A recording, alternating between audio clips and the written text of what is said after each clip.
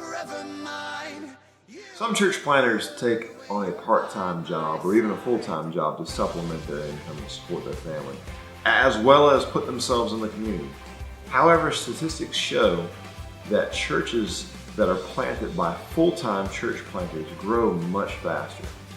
In fact, a study done by Lifeway Research has shown that the single greatest factor of survivability of a new church plant is this: a fully compensated church plant. As a church planter, I'm a lot like a missionary. God has sent us to new territory to start a new work. Until Fireplace Church's budget reaches a place of self-sustainability, we rely on partners like you to invest in our ability to continue planting Fireplace Church. Pray and ask God what He would have you do, because one of the greatest ways you can help us spark Fireplace is by investing in my pastoral salary. If you want to invest in my pastoral salary, click the link in the description. If you're a one-time donation, enter that amount.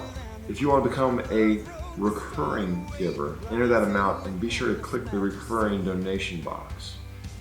I want to personally thank you in investing in my ministry and in my family and our ability to spark Fireplace together.